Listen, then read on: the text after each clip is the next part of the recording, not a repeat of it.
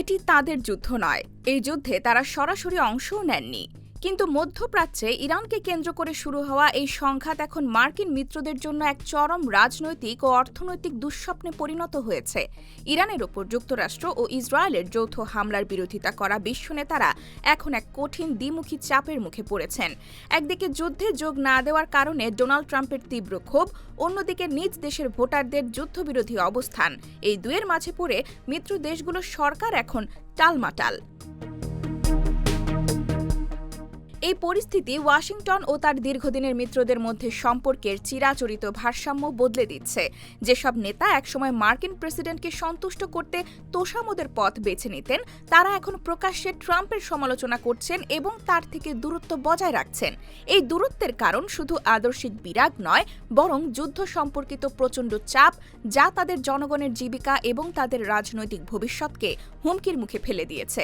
এমনকি যেসব নেতা ট্রাম্পের দ্বিতীয় মেয়াদে তার সঙ্গে সুসম্পর্ক বজায় রাখার চেষ্টা করেছিলেন, তারাও এখন তার অবজ্ঞার শিকার হয়ে কঠোর প্রতিক্রিয়া দেখাচ্ছেন।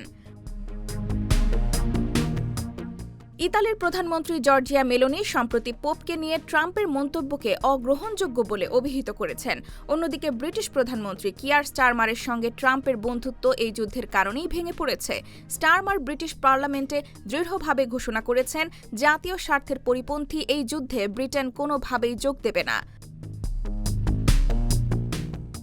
আন্তর্জাতিক মুদ্রা তহবিলের সাম্প্রতিক পূর্বাভাস বলছে, ইরান সংঘাত এখন আর কেবল দূরের কোনো পররাষ্ট্রনীতি সংক্রান্ত সংকট নয়, এটি যুক্তরাষ্ট্রের মিত্র দেশগুলোর জন্য অভ্যন্তরীণ ও রাজনৈতিক অস্তিত্বের লড়াইয়ে পরিণত হয়েছে। ট্রাম্পের পাশে দাঁড়ানো এখন অনেক নেতার জন্যই রাজনৈতিক দায় হয়ে দাঁড়িয়েছে।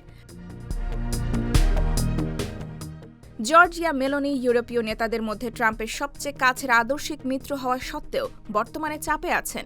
যুদ্ধের ফলে জ্বালানির মূল্য বৃদ্ধি তার জনপ্রিয়তা ধস নামিয়েছে। ক্যাথলিক প্রধান দেশ হিসেবে পোপের ওপর ট্রাম্পের আক্রমণ মেলোনিকে বাধ্য করেছে মার্কিন প্রেসিডেন্টের বিরুদ্ধে অবস্থান নিতে। এর ফলে বছরের পর বছর ধরে গড়ে তোলা কূটনৈতিক সম্পর্ক এখন খাদের কিনারায়। ট্রাম্পও মেলোনিকে অগ্রহণযোগ্য আখ্যা দিয়ে তার ক্ষোভ উগরে দিয়েছেন। একই অবস্থা হাঙ্গেরিতেও দেখা গেছে। দীর্ঘ 16 বছর ক্ষমতায় থাকা ভিক্টর অরবান, যাকে ট্রাম্পের অত্যন্ত ঘনিষ্ঠ মনে করা হতো, তিনি গত সপ্তাহের নির্বাচনে বড় ব্যবধানে পরাজিত হয়েছেন। এই ফলাফল ইউরোপের অন্যান্য জনতুষ্টিবাদী নেতাদের ট্রাম্পের কাছ থেকে দূরে সরে যাওয়ার প্রবণতাকে আরও ত্বরান্বিত করবে বলে ধারণা করা হচ্ছে। IBTV USA, new York.